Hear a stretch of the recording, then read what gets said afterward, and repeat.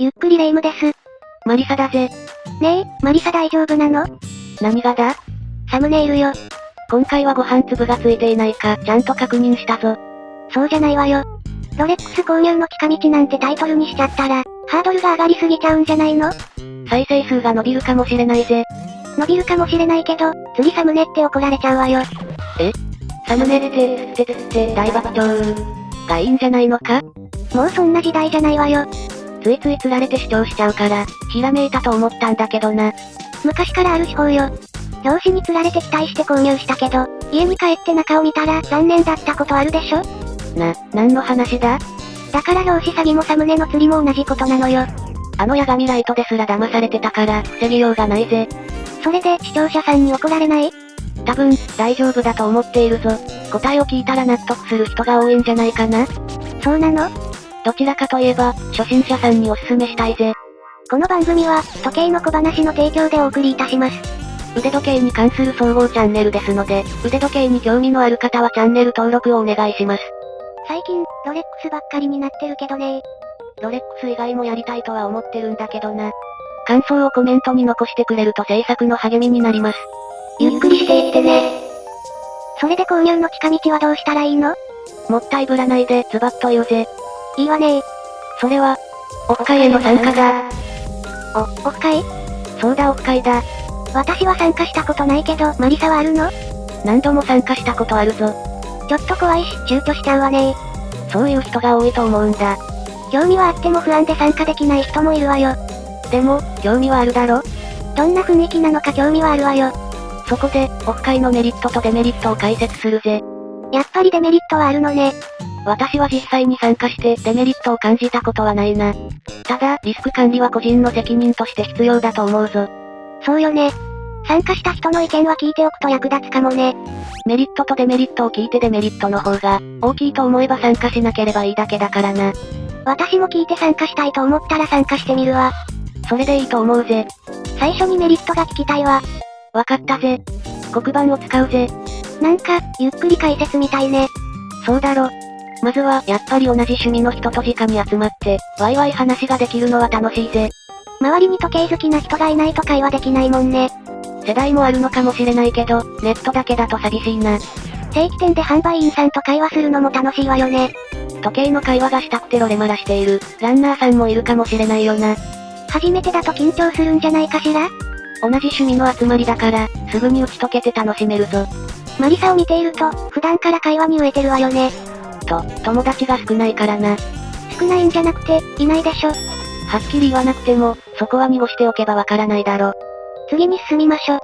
憧れの時計が近くで鑑賞できたり、ご好意で触らせていただける機会もあるかもしれないぜ。それは羨ましいわね。そうなんだ。コスモグラフデイトナがセイコーなどの国産時計みたいに、ゴロゴロありすぎて入手しやすいんじゃないかと錯覚するぞ。そんなに？参加者が多いオフ会だと販売店よりも時計が多いぞ。あるところにはあるのね。何千万円もする時計を目の前で見れることもあるんだ。時計好きにはたまらないわね。複眼すぎて気絶しそうだぜ。触ったりもできるの？そこは注意が必要だと思うぞ。どんな注意が必要？大人の集まりだから、触ってもいいですかって言われたら断らない人が多いと思うぜ。断ったら気まずい雰囲気になりそうだしね。だけど、心の中では購入したばかりだからとか、自分以外の人に触って欲しくない時計もあると思うんだ。購入したばかりだと傷なんかにも神経質になるわよね。持ってこなければ良いと思う人もいると思うけど、レアな時計だと見てほしい、見せてあげたいという気持ちが働くのはマニア心理としてあるだろ。そうね。新作やレアな時計は見せてもらえたら嬉しいわね。だから私は自分から触っていいですかとは質問しないように心がけているぜ。見せてもらっているという謙虚な気持ちは大事よね。同じ趣味の仲間だから、気持ちを察してつけてみますかって、気さくに声をかけてくれる人も多いんだけどな。先に声をかけてくれたら嬉しいわよね。気が楽になるぜ。だから私がつけている時計に興味を持ってくれた方には、つけてみますかって、こちらから先に言うように心がけているぜ。高額な時計が多いからお願いしづらい気持ちもあるもんね。次は時計に関しての知識が増えることだ。マニアックな人も多そうだから詳しい話が聞けそうね。時計のスペックなどはネットで調べればわかるけど、実際に持っている方の話は深いし貴重な体験談だ。そうね。長年、時計を趣味として楽しまれている方も多いから、現行モデル以外の話や歴史についても聞かせてもらえるぜ。これが本当の教科書に載っていない授業ね。オフ会に参加すると時間が経つのが一瞬の出来事だぜ。時間を忘れるほど楽しいっていいわね。ほんと幸せなことだと思うぜ。次も同じような内容じゃないの？そうなんだけど、ここが重要で購入の近道だと思う理由だ。どういうこと？これは大きなチャンネルの時計 YouTuber さんも、例外なく同じだと思っているんだけど、全てをネットで公表することはできないはずなんだ。購入日や購入場所を伏せているのが普通よね。それ以外にもネットで伝えられないことは多いぜ。詳しく話したら見バレしちゃうから？それもあるし、販売員さんや他のランナーさんから聞いた話を話してしまったら迷惑をかけるかもしれないだろ。信頼して販売してくれた販売員さんを裏切りたくないわね。感じない人もいるかもしれないけど、少しでも後ろめたい気持ちは持ちたくないぜ。時計を見るたびに後ろめたい気持ちになりたくないわね。だから話したくても話せない内容はあるんだ。なるほどね。だけど、購入への近道になる話はそこに詰まっているんだ。オフラインだから情報交換がしやすいってこと？そうだな。例えば、いつどこでどの販売員さんから購入したとか、購入した際にどんな会話をしたとか聞けたりするかもだぜ。すごい情報じゃない。毎日通う猛者のランナーさんやベテランランナーさんの話は、トップシークレットのようなマニア垂涎の情報だぜ。でも、そんなすごい情報を簡単に教えてくれるの？そこは同じ趣味の世界の住人同士だからな。それに気さくな人が多いのも時計オフ会の特徴だと思うぜ。実際の購入体験の話や販売店の情報交換ができたら、購入の近道になるのは間違いないかもね。デートナを購入した時の状況なんていくらでも聞きたいぜ。ほんと聞きたくても聞けない話よね。そしてオフ会に参加した後はテンションも上がるし、モチベーションも爆上がりだぜ。楽しかったんだから気分も上がっちゃうわね。購入意欲も上がるし、ますます時計沼にはまっちゃうから、メリットなんだけど、お財布にはデメリットかもしれないぜ。生活に支障が出ないようにしないとね。他にもメリットになることはたくさんあるけど、話が尽きなくなるから、デメリットの話に移るぜ。そうね。終わりが見えなくなるわね。あくまで参加は自己責任だから、デメリットに関しても、しっかり考慮して参加するか決める必要があるぜ。物騒な事件も多いから不安もあるわよ。先に言うと、不安の方が大きければ参加しないことだな。それは大事ね。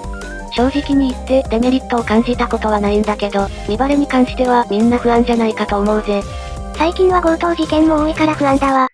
先に他の項目をさらっと説明してから、見バレに関して私なりの解説をしていくぜ。それがいいわ。初めての参加で緊張すると思うんだけど、その場合は主催者の方に初めて参加する旨を伝えておけば主催者さんが配慮してくれるはずだぜ。主催者さんも言われないとわからないわね。そこは正直に伝えるのが楽しむポイントだと思うぞ。そうね。会費は飲食店で開催されることが多いと思うけど、食事がメインじゃないから、価格もそこまで高くないと思うぞ。そうなのね。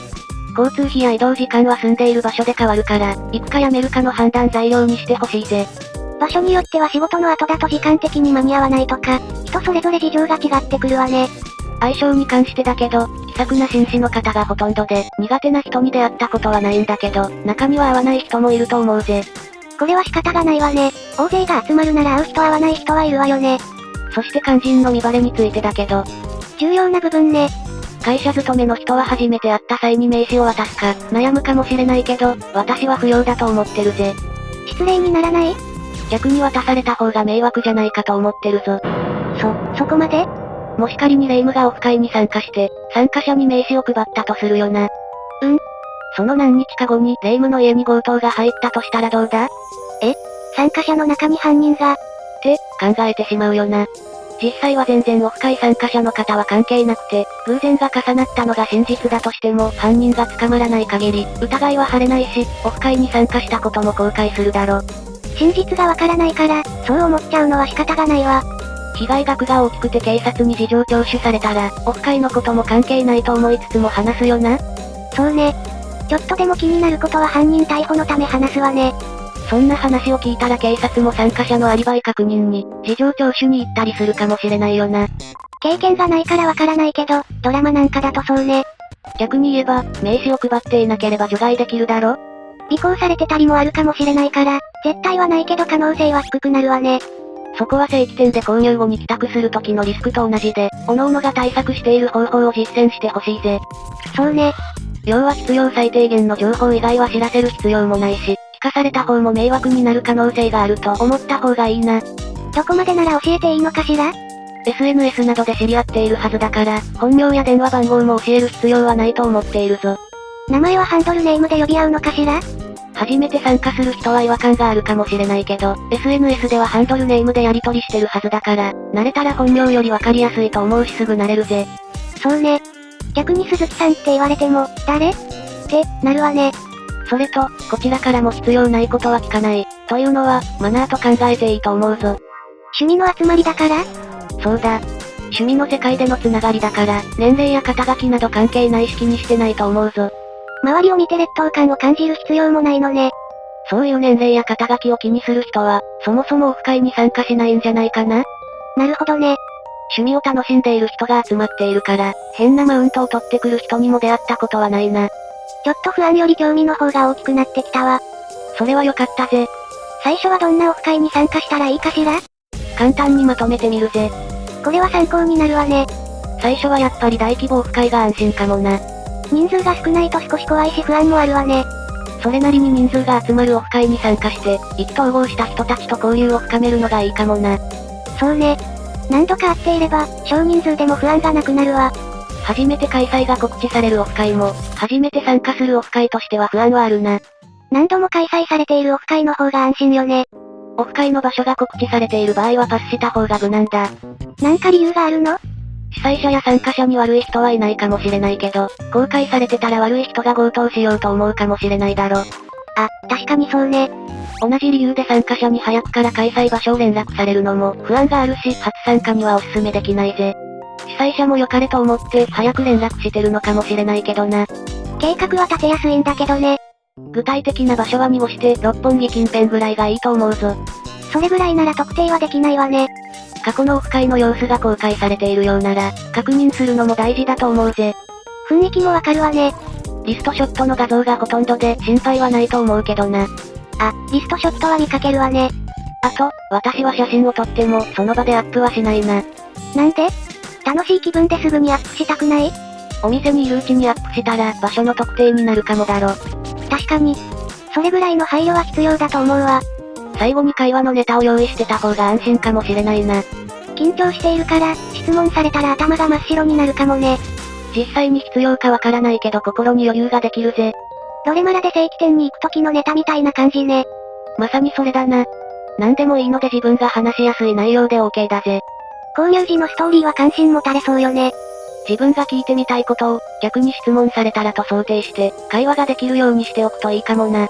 私も今度オフ会に参加してみようかしら？オフ会の様子は、定期的にオフ会を開催されている、ロレックス研究所さんのチャンネルが参考になるぞ。先に雰囲気を知ってからの方が不安は少ないわね。すごい時計がずらっと出てくるから迫力もすごいけど、萎縮しないようにしてほしいぜ。私も後で視聴してみるわ。楽しい雰囲気が伝わると思うぜ。今回の動画はいかがでしたか？購入者の話を直に聞けるオフ会参加は、貴重な体験になるし購入の近道になると思うぜ。動画が少しでも役に立ったり面白いと感じてくれた方は、チャンネル登録&高評価、よろしくお願いいたします。感想をコメントに残していただけるとすごく嬉しいです。動画も少しずつ増えてきましたので、まだ視聴していない動画がございましたら、お時間がある時にもう一本視聴していただけると、すごく嬉しいですし、動画制作の励みになります。ご視聴ありがとうございました。